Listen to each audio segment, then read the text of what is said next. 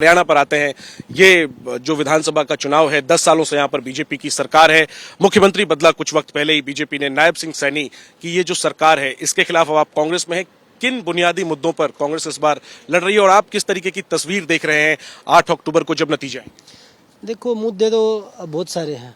मुद्दे तो बताने की जरूरत ही नहीं है। जवान, किसान, बेरोजगारी, क्राइम, इतने मुद्दे हो गए हरियाणा में 10 साल में, तो वो सब लोगों को दिख रहे हैं और लोगों ने मन बना लिया है कि भाई अब की बार पूरे बहुमत से, मुझे लगता है 60 से 70 सीटों के बीच में कांग्रेस पार्टी लेके आ रही है और इजीली सरकार बना रही है। 60 से 70 सीटें कांग्रेस की? बिल्कुल। तो मुख्यमंत्री कौन बनने जा रहा है और आपकी पसंद कौन है? देखो, वो तो आला कमान करेगा और सभी नेता जो हमारे जो बड़े नेता हैं, चाहे पूर्व मुख्यमंत्री भूपेंद्र सिंह हुड्डा हो, दीपेंद्र जी हो, शैलजा जी है, रणदीप सुरजेवाला जी हैं, जिसको भी पार्टी बनाएगी, हम हमारे लिए सभी अच्छे हैं। क्या इस सरकार में जो भी सरकार बने उसमें क्या हम विनेश को मंत्री के तौर पर देखेंगे? आप चाहेंगे? देखो, बिल्कुल हर खिलाड़ी की चाहत होती है, वो खिलाड़ी है और मुझे लगता है कि भाई वो जीत के आएगी तो बिल्कुल ऑफकोर्स चाहेंगे कि वो खेल के लिए अच्छा काम करे, खिलाड़ियों के लिए अच्छा काम करे और जो पार्टी का आदेश होगा वो मानेंगे।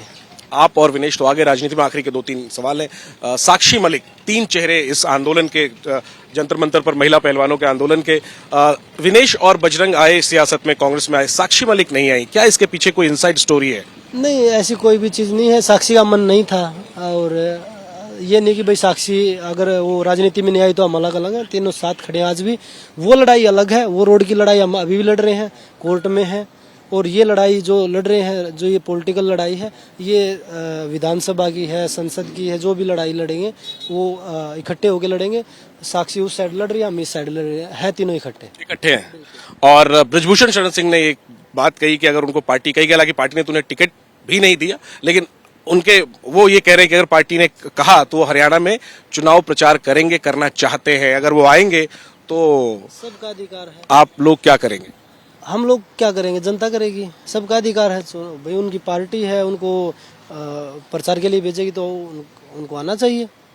वो तो हरियाणा की जनता तय करेगी कि या एक बेटियों का शोषण करने वालों के साथ खड़े हैं या वो अपनी बेटियों के साथ खड़े हैं। वो तो हरियाणा की जनता तय करेगी।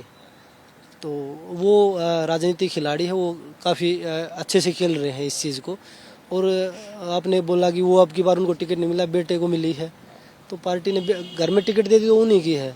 तो पार्टी ने हमेशा उनका सपोर्ट ही किया है, ना कि पार्टी ने बोला। अगर वो विपक्षी पार्टी का, किसी भी पार्टी का नेता होता तो मुझे नहीं लगता वो अब तक बाहर होता। इन सब के बीच प्रधानमंत्री नरेंद्र मोदी, जो बीते कई महीनों से आप लोग संघर्ष कर रहे हैं, क्या पीएम मोदी की तरफ से, प्रधानमंत्री कार्यालय की तरफ से कोई संपर्क करने की आप लोगों से कोशिश की गई, जो आप लोगों की न्याय की लड़ाई थी? और क्या वो होता अगर, तो क्या आज आप कांग्रेस में? देखो, हम खिलाड़ी हैं। उस समय हम जब बैठे 1.5 साल पहले, तो अगर थोड़ा बहुत भी संज्ञान लेते तो मुझे लगता है कि हम अभी गेम कर रहे होते। क्योंकि ये नहीं कि भाई अभी 30 साल एज है, विनेश की भी, मेरी भी, साक्षी की भी।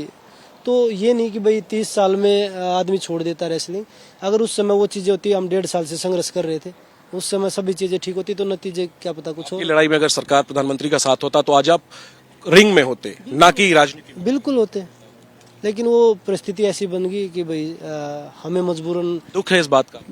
देखो, गेम छूटता है खिलाड़ी का तो दुख हर खिलाड़ी को होता है।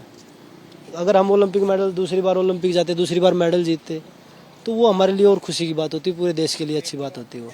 लेकिन वो परिस्थिति ऐसी बनवा दी सरकार ने कि हमें मजबूरन, हमें जो चीज़ें दिख रही थी, अगर चाहे किसान की बात लगा लो, खिलाड़ियों की बात लगा लो, जवान की बात लगा लो, अगर सबका सहयोग अगर होता इस चीज़ में, तो मुझे लगता कि देश में और बेहतर स्थिति होती और राहुल गांधी जी को इतना संघर्ष नहीं करना पड़ता जितना वो अब कर रहे हैं।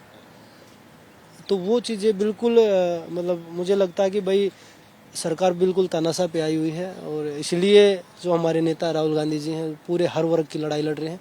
तो हमने भी यही चीज़ करी कि भाई हम भी उनके साथ कंधे से कंधा मिला के उनका साथ दें। और आगे हम देखेंगे आपको लोकसभा चुनाव, अगला लोकसभा चुनाव या आगे राज्यसभा, आप भी कब सदन जाना चाहते हैं? इच्छा है बजरंग की? मेरा इच्छा है मेहनत करने की, वो मेहनत करेंगे। बाकी जो चीज़ें होंगी वो आप लोगों के सामने होंगी। तो ये बजरंगपुर, या बजरंग आप बैठे रहिए, मैं जरा क्लोजिंग कर लूं, बैठे ये कभी खेल खत्म नहीं हुआ है।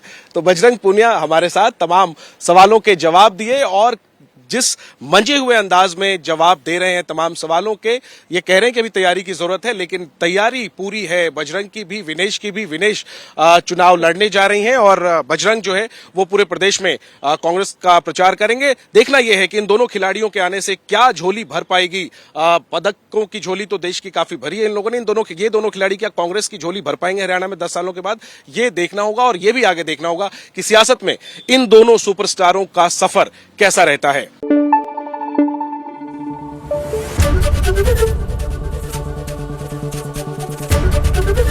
एबीपी न्यूज आपको रखे आगे।